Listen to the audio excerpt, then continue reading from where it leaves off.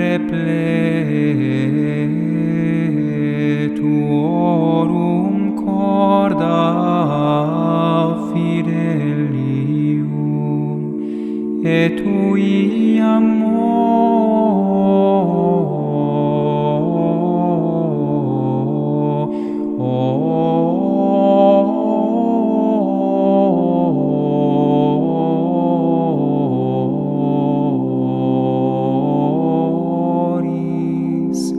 in eis signem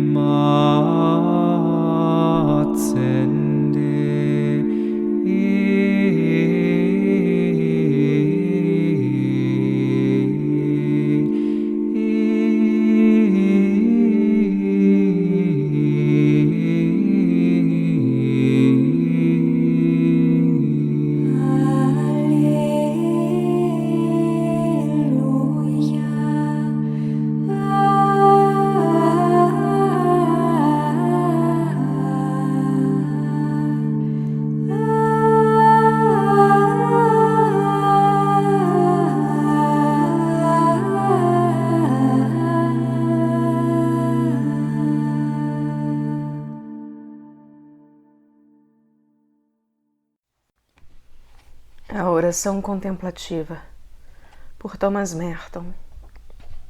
Tradução Mosteiro da Virgem, Petrópolis. Editora Eclésia. Canal Leconde. Capítulo 10. Ao considerarmos esta breve análise de alguns dos escritos característicos dos séculos beneditinos, encontramos, como poderíamos esperar, que a oração é o próprio cerne da vida monástica. Não existe, em parte alguma, um conflito explícito entre a oração litúrgica e a oração individual, solitária. Ambas formam uma unidade harmônica. Existe, entretanto, um conflito entre a vida ativa e a contemplativa, embora esse conflito seja mais ou menos solucionado por autores como Pedro de Celis. Estes veem, de maneira muito realista e inteiramente no espírito do próprio São Bento, que toda a vida neste planeta tem necessariamente de harmonizar elementos de atividade e repouso, trabalho corporal e iluminação mental. É às vezes preciso exercitar-se numa forma árida, laboriosa de oração sem consolações. Em outros períodos, pode-se receber graças e luzes quase sem esforço, contanto que se esteja suficientemente preparado. Essa vicissitude, o termo é de São Bernardo, ou essa alternativa de trabalho e oração atravessa a linha divisória entre a oração comunitária e a oração individual e está baseada, é óbvio, em ambas. Daí, conquanto a oração litúrgica seja por natureza mais ativa, pode, em qualquer momento, ser iluminada pela graça contemplativa. E, embora a oração solitária individual possa, por natureza, tender a uma espontaneidade pessoal maior, pode também, acidentalmente, ser mais árida e laboriosa do que a celebração comunitária. Esta oração comunitária é, em todo caso, especialmente abençoada pela presença do Cristo no mistério da comunidade que celebra o culto litúrgico. A doutrina dos primeiros séculos beneditinos mostra-nos, portanto, que a oposição entre a oração pública e oficial e a oração espontânea individual é, em grande parte, uma ficção moderna. E isso é verdade quando a oração oficial é considerada como a verdadeira e contemplativa, ou quando esses adjetivos são escolhidos para dar dignidade à devoção individual. Como surgiu este problema? A resposta a essa difícil pergunta poderá talvez ser vislumbrada ao fazermos uma breve consideração sobre o que foi a oração beneditina na época da Contra-Reforma. Pareceria que a ênfase colocada sobre a oração mental como um exercício especial e especialmente eficaz tornou-se corrente e popular na ocasião do movimento monástico de renovação iniciado no século XV e tornou-se quase universal depois do Concílio de Trento.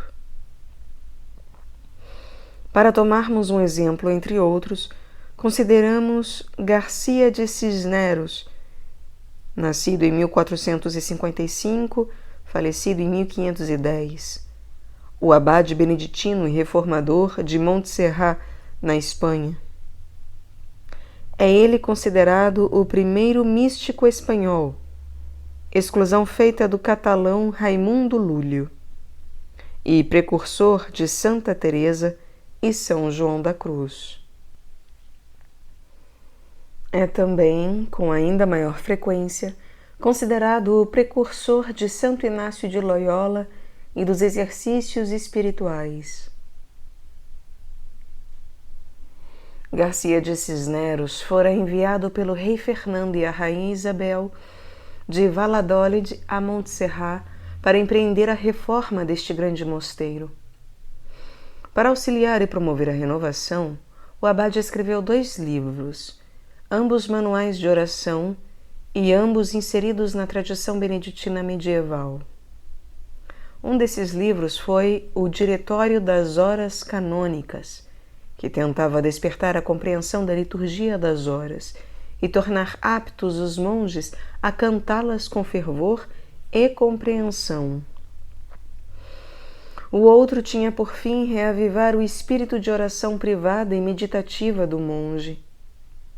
Seguia a estrutura tradicional da Idade Média, da vida de oração dividida entre leitura, meditação e contemplação. Lectio, meditatio e contemplatio. Estava também fortemente influenciado pela Devotio moderna, que nos legou tantos tratados sobre a vida interior, sendo o mais célebre, A Imitação de Cristo. Esse livro sobre a vida interior do monge, por Garcia de Cisneros, tinha, em realidade, o título de Exercícios Espirituais.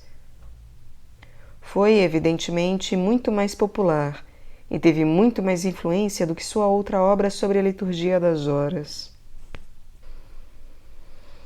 Ora, devemos lembrar-nos de que quando um reformador monástico do século XVI considerava o passado imediato para meditar nos bons e maus exemplos que o poderiam instruir, encontrava provas das mais vitais e incontestáveis sobre a evidência do que foi a oração cristã para os santos das ordens mendicantes, inclusive para os das ordens terceiras, como, por exemplo, Santa Catarina de Sena, e ainda nos movimentos místicos que floresceram mais ou menos sob a influência das ordens mendicantes.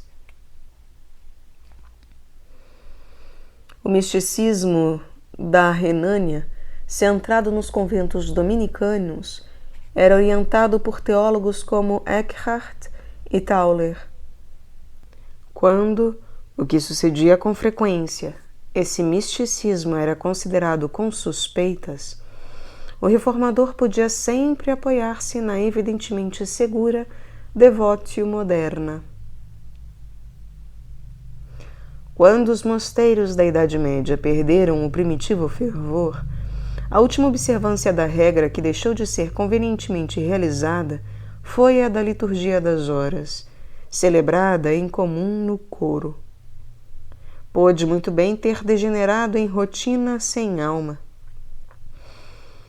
A história do monaquismo, todavia, demonstra que, muito tempo depois de o espírito de ascetismo e de oração individual haverem perecido num mosteiro, a liturgia das horas ainda pôde ser continuada com mais ou menos devoção e celebrada com certo decoro. Há nisso 2 consequências importantes para mentes como as da Contra-Reforma, diante de problemas imediatos e urgentes. Uma dessas consequências é que os reformadores se veem confrontados com uma estrutura da liturgia mais ou menos bem organizada que, embora não possua mais alma, ainda funciona em ordem suficientemente satisfatória. Daí não parecer requerer atenção imediata. Procuram, então, algum outro ponto onde possam lançar as primeiras bases da reforma. Concluem, então, que o ponto necessitado de ação realmente forte e decisiva está na área da oração e da piedade individuais. Assim sendo, ensinam-se os métodos de meditação, administra-se a direção espiritual para dar ao monge orientação tanto no que concerne a disciplina como a meditação. Os padrões e os ideais da devotio moderna, com sua insistência sobre a devoção pessoal à humanidade do Cristo e a oração afetiva, têm função importante nesses esforços.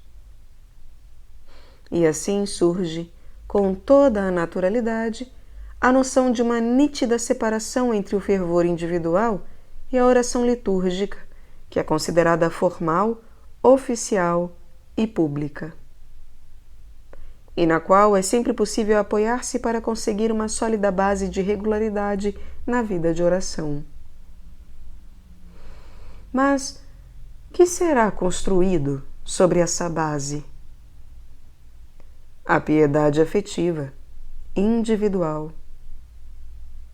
Quer isso dizer que, mesmo nas celebrações litúrgicas, o indivíduo tem de meditar sobre a paixão de Cristo. E isso não era em si estranho à mais antiga tradição. Cresce a convicção de que um monge fervoroso fará no coro mais do que apenas recitar o ofício. Há de acrescentar seus próprios elementos de oração afetiva e mesmo de contemplação.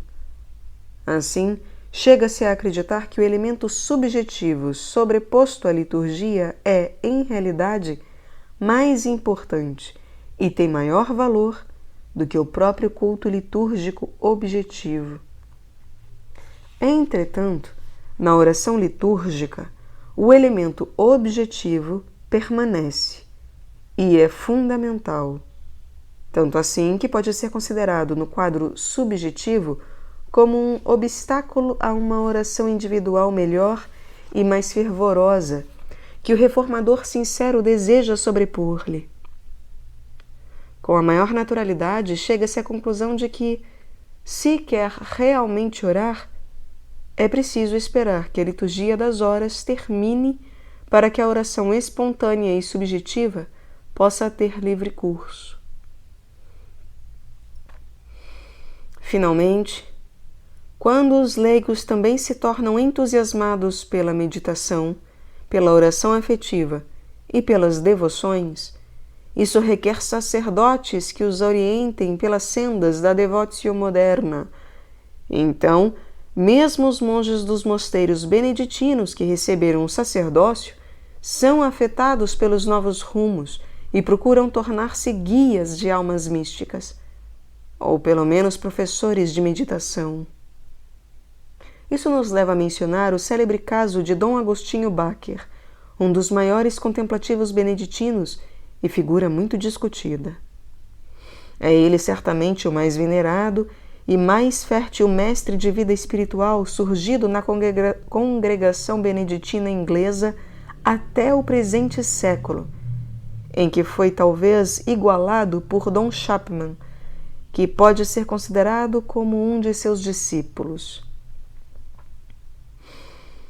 Existem muitos motivos por que Dom Agostinho Bacher acabou tornando-se o truculento propagador de uma dicotomia absoluta entre o caminho ativo e o contemplativo de oração. Em primeiro lugar, era um místico inglês da tradição do século XIV. Isto é, acrescentava a um individualismo inglês profundamente enraizado o temperamento permanente de um recluso enclausurado. Além disso, havia sido colocado em contato com os métodos de meditação num mosteiro beneditino italiano reformado. Esses métodos quase o fizeram enlouquecer. Achou-se então, durante o restante de sua vida, num perpétuo conflito com seus irmãos monges, para os quais forjou a cáustica e ambígua alcunha de active livers, os que vivem em atividade, em nota do tradutor. Finalmente, e talvez seja esse o fator decisivo, tornou-se consciente da firme posição tomada por Santa Teresa e São João da Cruz em relação ao incalculável mal feito aos contemplativos pelos confessores e orientadores espirituais ativos. Estes, sem possuir nenhuma noção do sentido de contemplação, impunham seus sistemas tiranicamente sobre toda a gente, sem discernimento. Agostinho Bacher chega a ponto de dizer que o verdadeiro mal dos mosteiros está em serem governados pelos active livers, que destroem a vida de oração, frustrando a vida dos contemplativos. Isto, devemos observar, é talvez uma opinião um tanto extremada. Eis um trecho característico, abre aspas. Não há dúvida alguma de que a decadência da religião tem tido origem principalmente nessa inconcebível desordem, isto é, que, na maioria das comunidades religiosas, espíritos ativos conseguiram a vantagem de se apoderar da função de prelados e de pastoreio espiritual, dominando os contemplativos, embora o estado de religião tenha sido instituído somente para a contemplação. E isto vem acontecendo mesmo depois da restauração da ordem contemplativa por pessoas extraordinariamente elevadas por Deus, como Ruysbroeck, Santa Teresa, Tauler, etc. Os espíritos ativos que vivem em comunidades religiosas, não sendo capazes de uma oração contemplativa que os eleve fora de sua natureza, isto é, do plano natural, não sentem nenhuma apreensão em face dessas funções, isto é, o superiorado. Pelo contrário, guiados por desejos naturais de preeminência e amor à liberdade, não temem oferecer-se e mesmo procuram ambiciosamente domínio sobre os outros. E, enquanto isso, persuadem-se falsamente ser sua única motivação a caridade e o desejo de promover a glória de Deus. Entretanto, qual o efeito de tudo isso? A experiência o demonstra. Fecha aspas.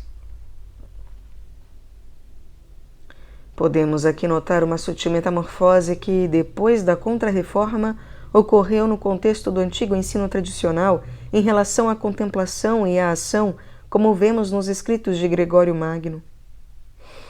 Sem dúvida, a sensibilidade pessoal e as rudes experiências sofridas por Dom Agostinho contribuíram de algum modo para a implantação dessa nova orientação. Seja como for, atingimos aqui uma posição que não é estranha na época moderna. Aqui vemos uma separação entre ação e contemplação por meio de um grande abismo, e não há como lançar uma ponte entre as duas partes. Para Dom Agostinho, tanto a liturgia como a meditação achavam-se do lado errado do abismo. Para ele, a verdadeira oração era simples introversão contemplativa. Ora, isso, para a maioria dos beneditinos modernos que abraçaram o movimento litúrgico, é mais ou menos o limite até onde pode um monge afundar-se em matéria de degradação e traição. Para ele, esta posição é portadora do hediondo estigma do quietismo. O infeliz resultado dessa exagerada dicotomia tem sido uma grande confusão de ambos os lados.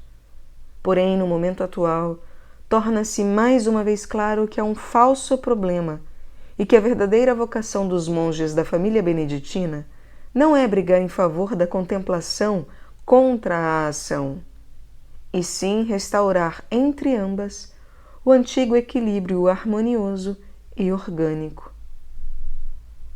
Ambas são necessárias. Marta e Maria são irmãs. E, para repetir o que citamos de Pedro Celis, nenhuma delas pode aproximar-se do trono de Deus sem a outra. A resposta não se encontra na liturgia apenas. Está numa vida de oração plena e com muitas facetas, na qual todos esses elementos possam receber a ênfase adequada. Essa ênfase terá tendência a se diversificar conforme as diferentes pessoas e as diversas vocações individuais.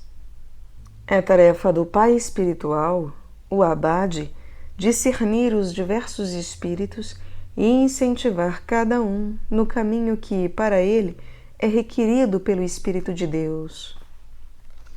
Se for necessário, os obstáculos devem ser removidos e serem feitas discretas adaptações, de maneira que a comunidade monástica desabroche, produzindo um florescimento de cada espírito e cada tipo de oração.